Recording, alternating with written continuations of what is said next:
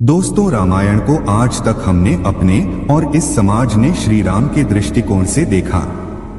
लक्ष्मण को देखा, देवी सीता को जाना, हनुमान की भक्ति भाव को जाना, रावण के ज्ञान को पहचाना। लेकिन कभी ये नहीं ध्यान दिया कि इस रामायण में अगर कोई सबसे अधिक उपेक्षित और अनदेखा पात्र था तो वो थी लक्ष्मण की पत्नी और जनक नंदिनी सीता की अनुजा उर्मिला। दक्षिण भारत की राम कथा के अनुसार जब भगवान राम को वनवास मिला तो भगवान राम, माता सीता और लक्ष्मण वनवास की ओर जाने लगे तो उर्मिला ने भी साथ जाने के लिए कहा, लेकिन लक्ष्मण ने उन्हें अयोध्या में रहने का ही आदेश दे दिया। दोस्तों, राजा जनक की असीम सुंदरी कन्या और महाराज दशरथ की पुत्रवधू देवी उर्मिला माता सीता की ही छोटी बहन थी। उनका विवाह भगवान राम के अनुज लक्ष्मण के साथ हुआ था। राम के वनवास जाने के समय उर्मिला भी एक पतिव्रता स्त्री की तरह अपने पति लक्ष्मण जी के साथ जाना चाहती थी, लेकिन लक्ष्मण जी ने उन्हें ले जाने से इनकार कर दिया और उर्मिला ने बहुत मिन्नतें की। वो अपने पति की सेवा करना चाहती थी, पति के हर दुख सुख की साथ ही रहना चाहती थी, पर लक्ष्मण जी ने कर्तव्य और धर्म की दुहाई देकर देवी उर्मिला को वन जाने से रोक दिया। लक्ष्मण जी कहते हैं, मैं अपने भ्राता राम और भाभी सीता की सेवा करने के लिए जा रहा हूँ। मैं नहीं चाहता कि सेवा में कोई भी कमी रह जाए। कुछ इस तरह के उनके वचन थे। तो दोस्तों, जब राम और लक्ष्मण सीता जब तीनों वनवास चले गए तब उर्मिला ने 14 बरस तक क्या किया था। पुरानी मान्यता के अनुसार शेषनाग के कई अवतारों का उल्लेख मिलता है, जिनमें राम के भाई लक्ष्मण और श्री कृष्ण के भाई बलराम मुख्य है। दोस्तों, रामायण अनुसार राजा दशरथ के तीसरे पुत्र थे लक्ष्मण। उनकी माता का नाम सुमित्रा था। लक्ष्मण के लिए राम ही माता, पिता, गुरु, भाई सब कुछ थे और उनकी आज्ञा का पालन ही इनका मुख्य धर्म था। वे उनके साथ सदा छाया की तरह रहते थे। भगवान श्री राम के प्रति किसी के भी अपमान सूचक शब्द को ये कभी भी बर्दाश्त नहीं कर सकते थे। वास्तव में लक्ष्मण का वनवास राम के वनवास से भी अधिक महान है। 14 वर्ष पत्नी से दूर रहकर उन्होंने केवल राम की सेवा को ही अपने जीवन का ध्येय बनाया था। वाल्मीकि रामायण के अनुसार उर्मिला जनक नंदिनी सीता की छोटी बहन थी और सीता के विवाह के समय ही दशरथ और सुमित्रा के पुत्र लक्ष्मण को ब्याही गई थी। जब राम और सीता के साथ लक्ष्मण जी वनवास को जाने लगे तब पत्नी उर्मिला ने भी उनके साथ जाने की जिद की, परंतु लक्ष्मण ने उन्हें ये कहकर मना कर दिया कि अयोध्या की राज्य को और माताओं को उनकी आवश्यकता है। उर्मिला के लिए ये बहुत ही कठिन समय था। ऐसे में जबकि वो नववधू थी और उनके दाम्पत्य जीवन की तो अभी शुरुआत ही हुई थी। लक्ष्मण के वनवास जाने के बाद उर्मिला के पिता अयोध्या आए और उर्मिला को मायके चलने का अनुरोध करने लगे ताकि मां और सखियों के सानिध्य में उर्मिला का पति वियोग का दुख कम हो सके।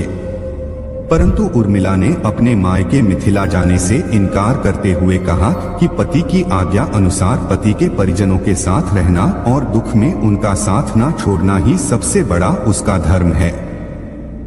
ये उर्मिला का अखंड पतिव्रता धर्म था।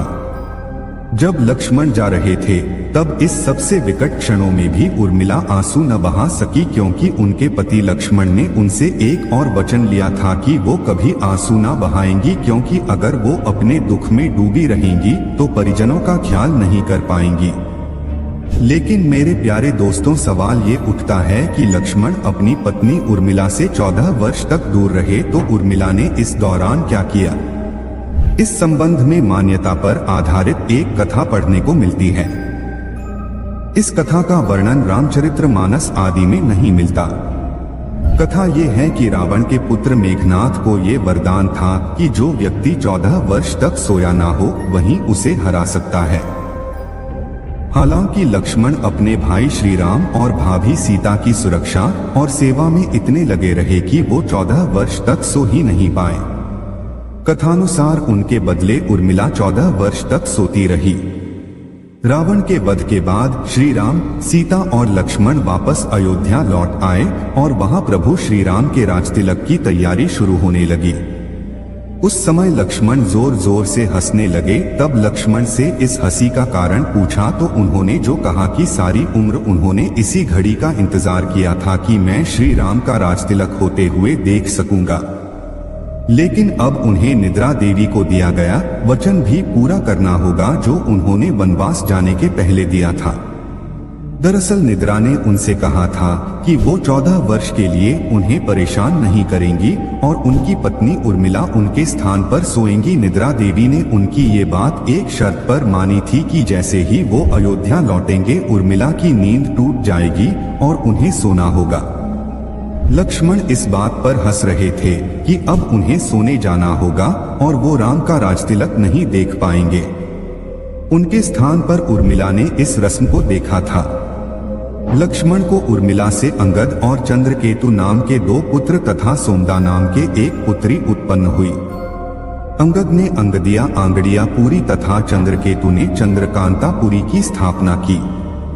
उर्मिला के पतिव्रता का बल एक अन्य कथा अनुसार लक्ष्मण की विजय का मुख्य कारण उर्मिला का पतिव्रता धर्म माना जाता है।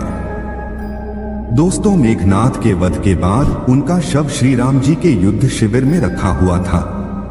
उस शव को मेघनाद की पत्नी सुलोचना लेने आई। पति का कटा हुआ सर देखते ही सुलोचना के हृदय में अत्यधिक विचलित हो गया। वो रोने लगी।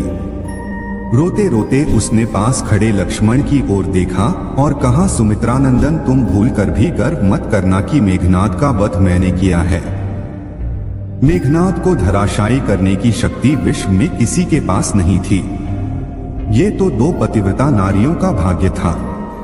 अब आप सोच में पड़ गए होंगे कि निद्रा देवी के प्रभाव में आकर अगर उर्मिला 14 साल तक सोती रही तो सास और अन्य परिजनों की सेवा करने का लक्ष्मण को किया वादा उन्होंने कैसे पूरा किया।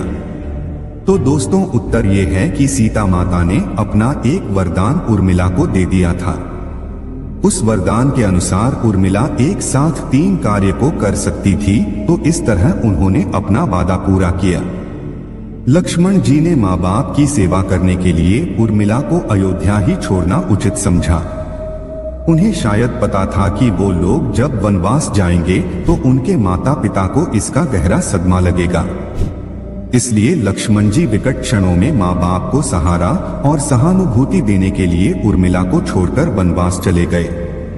कुछ पौराणिक मान्यताओं के मुताबिक माना ये जाता है कि उर्मिला के उन नाजुक कंधों पर लक्ष्मण जी बहुत बड़ा दायित्व डालकर चले गए थे। किसी भी स्त्री के लिए विवाह उसके संपूर्ण होने की निशानी होती है। वैवाहिक जीवन के वो अनमोल पल, वो जीवन सरिता जो कोई भी नववधु अपने पति के साथ गुजारती हैं या गुजारना पसंद करती है, शायद वो पल उर्मिला के नसीब में नहीं थे। इस दुनिया की कोई भी नववधु अपने पति से कुछ समय के लिए दूर नहीं रह सकती। देवी उर्मिला अपने पति से 1 नहीं 2 नहीं बल्कि पूरे 14 साल अलग रही। भला किसी नवविवाहित स्त्री के लिए इससे बड़ा त्याग और समर्पण क्या हो सकता है। इसलिए इतने सारे त्याग, बलिदान और कष्ट सहने के बावजूद भी वचनों में बंधी रही उर्मिला ने जो साहस किया शायद ही आज की कोई स्त्री ऐसा कर पाए। इसलिए वर्तमान की दृष्टि से देखें तो उर्मिला रामायण की सबसे अतुलनीय और पवित्र पत्नी के साथ साथ त्याग, बलिदान और समर्पण की देवी हैं। आज की पीढ़ी के लिए उर्मिला का सबसे ज्यादा सम्मान होना चाहिए। तो दोस्तों आज की इस वीडियो में दी गई जानकारी आपको कैसी लगी और आप क्या कहना चाहेंगे, और उर्मिला के किरदार के बारे में अपनी राय दोस्तों नीचे कमेंट सेक्शन में लिखना ना भूलें।